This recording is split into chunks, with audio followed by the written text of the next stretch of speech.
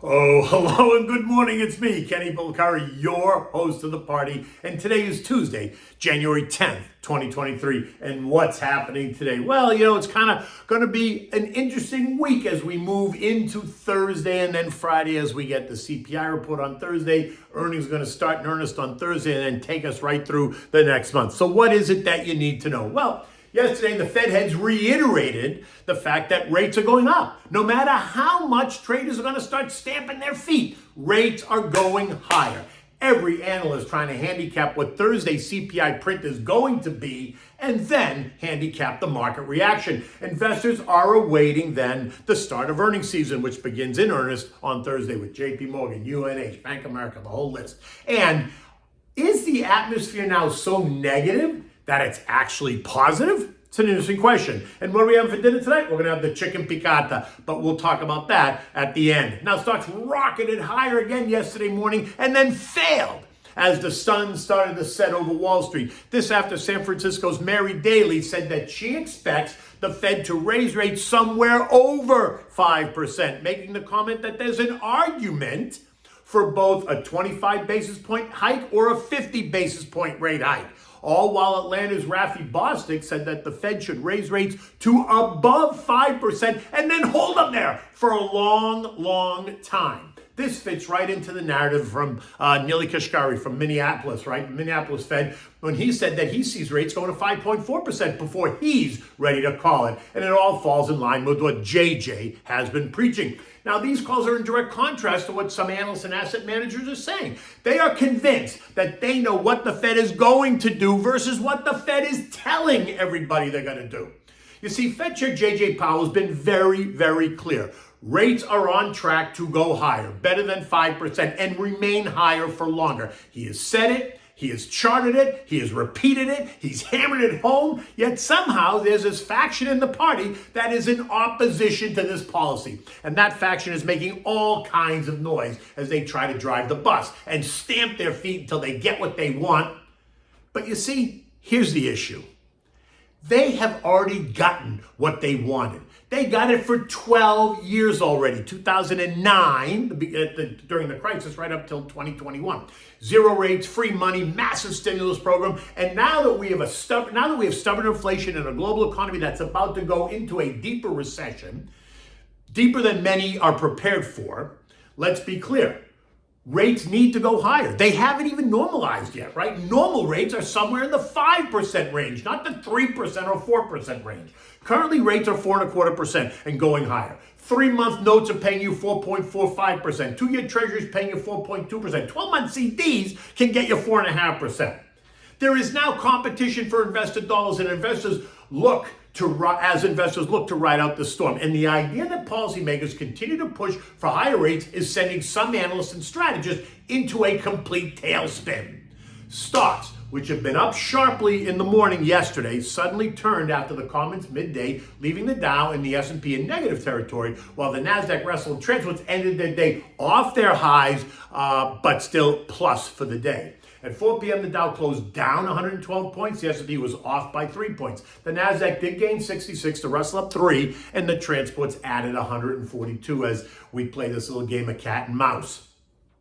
The opposition party says that the Fed's narrative is wrong and that higher rates are not happening. Rates might go to 4.75%, and that's it, they say, period.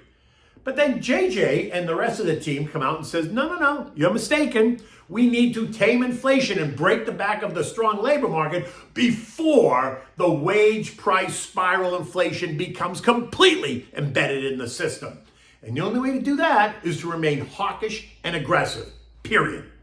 Yet, the opposition continues to push and stamp their feet, hoping that if they scream long enough and loud enough, they're going to force the Fed into the corner and force them to change the narrative. And this could go on for a while. It's going to be a test of wills for sure to see who blinks and who does not blink. And guess what? We may find out, we just might find out about who's going to blink on Thursday when we get the latest CPI report. By now, you know it is expected to be better, and that's great. CPI month over month and year over year is expected to be down, and that plays directly into the opposition party's hand. But if that's the case, then why is the Fed remaining so aggressive? Doesn't the Fed see the same thing that the opposition party sees? What is it that they see that the opposition doesn't see? How can so many analysts say the Fed is wrong? I mean, many members of the Fed are the best and brightest, aren't they?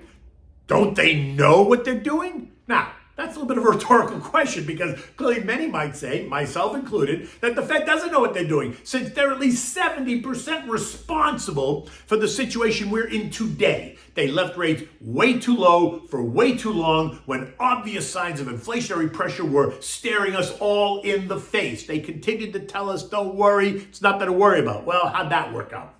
Which leads me to say, maybe the opposition party is on to something. And maybe the narrative will suddenly change on Thursday. And how funny is that going to be? Because if the Fed changes the narrative now, then you have to wonder what is going on. Who and where is the credibility? The circus that occupied the House last week is now moved downtown to the Federal Reserve Building, because that's what it would feel like, a circus, right? If suddenly the Fed has wasted all this time telling us, no, rates going higher, and then suddenly says, wait, maybe they're not. Look, the market expects a 25 basis point hike on February 1st, and then another 25 basis points in March with a pause. That's the current expectation. But after we heard what we heard yesterday, the pause isn't happening, I don't think, until May, right? The May meeting when they're going to move by another 25 basis points. And that is what the Fed heads are saying. And remember what JJ said last week. Stop being so enthusiastic, because if stock and bond prices continue to move up, it's going to make the Fed's job that much more difficult, forcing them to become even more hawkish. Did you forget when he said that? So he's telling you to calm down and back off. Not that that's right or wrong, but that's what he's telling you. And then Mikey Wilson, a Morgan Stanley fan, came out with his weekly prognostications, saying that corporate profit estimates are too high still.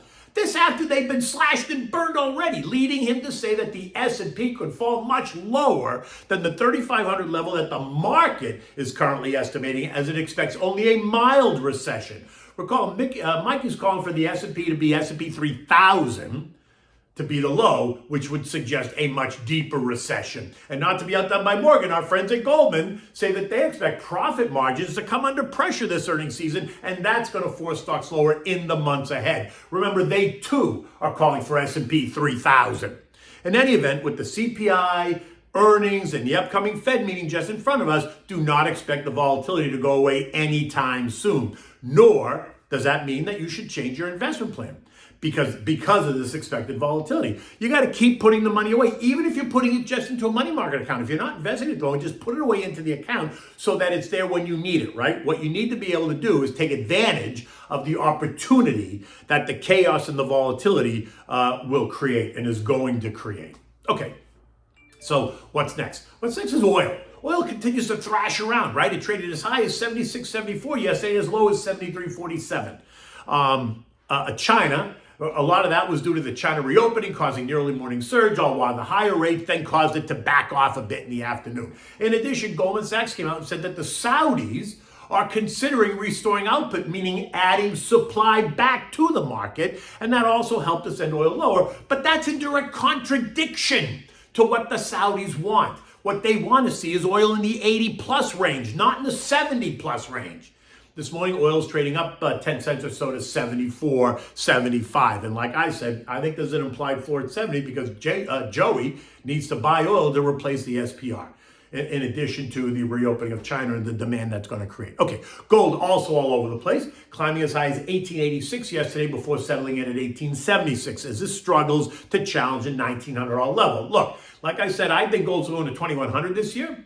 And so I'm playing it that way, but this morning gold is trading up $2 at 18.80 an ounce. Again, challenging 1900. And then the dollar index, the DXY, that continues to retreat, helping commodities stabilize, because remember, commodities are priced in dollars, right? And that helps them move a little bit higher. This morning, the dollar is trading at 103.06. That's down 10% from the September highs, right? Nearly 115. It's broken all three trend lines on the way down and appears to be at a place that just might offer some support. And with the Fed heads talking rates up, I expect the dollar to stabilize and actually try to move forward a little bit and test the trend line resistance at 106. This morning, U.S. futures are digesting yesterday's action.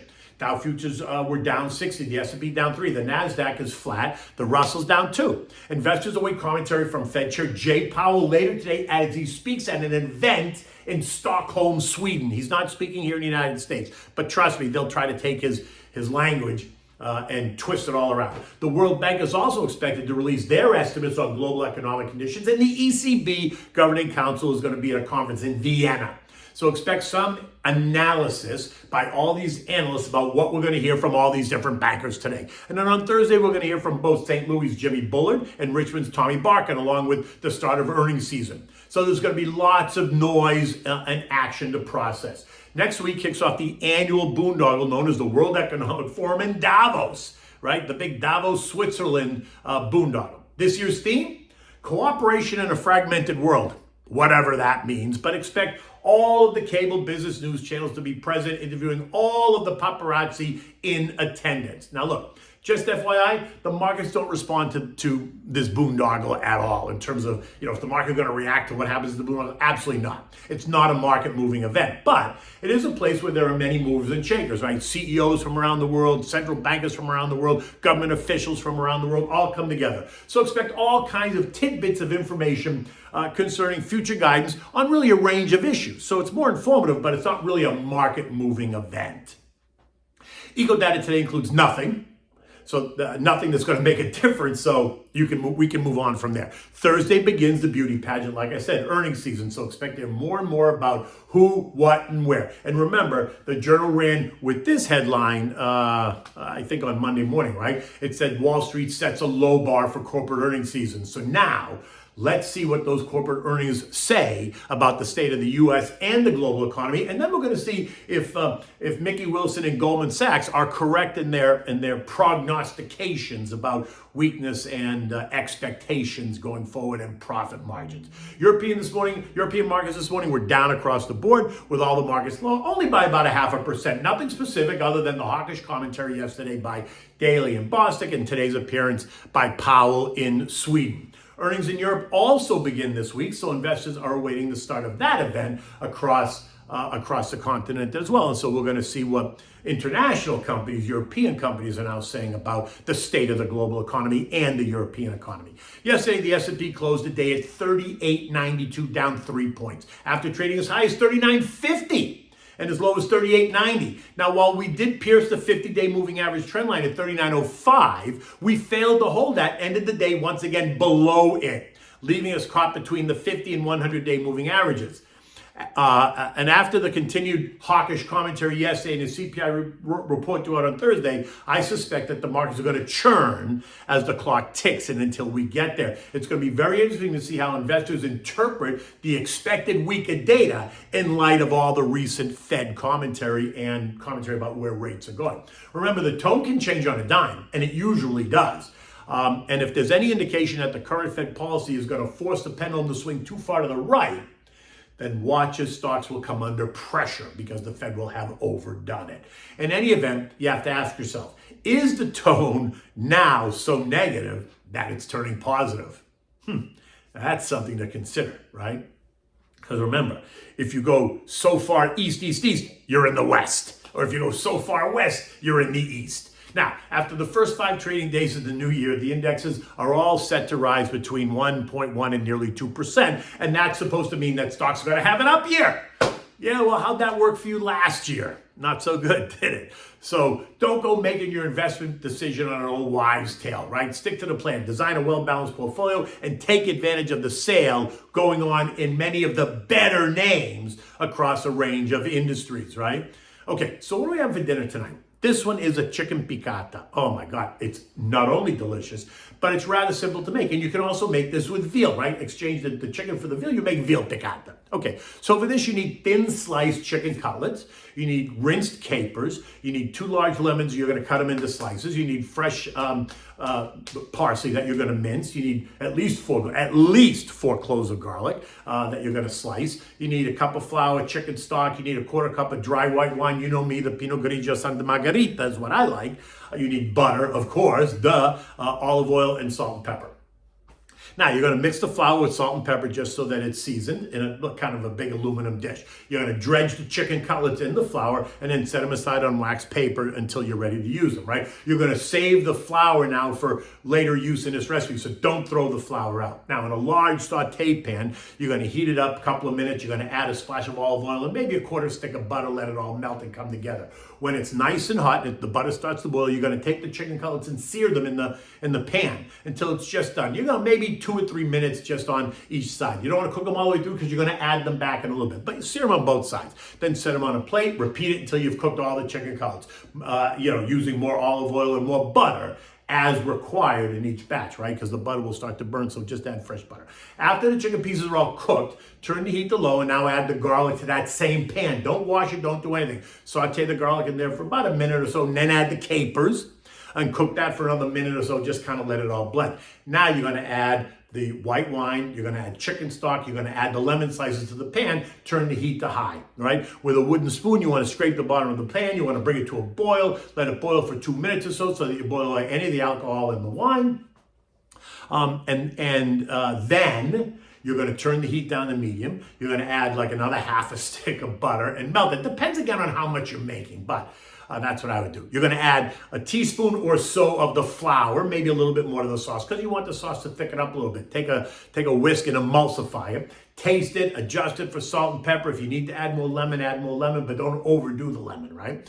When you're satisfied that the taste of the sauce is right, take the chicken cutlets and put them back in that pan and coat all the pieces. Cook it for another 2 or 3 minutes. You want to warm it up. You want it to cook through. You want it to blend. You want to turn the heat off, add the fresh parsley on top. You want to serve this immediately on warm dishes, maybe with roasted potatoes, and certainly a large mixed salad. And then you can also drink the white wine that you use for the sauce. You could certainly have that chilled, and you could enjoy this dish with the Pinot Grigio Santa Margherita. In any event, it's another gorgeous day here in South Florida. I don't know what you guys are waiting for because the weather is absolutely perfect right now. Until tomorrow, take good care.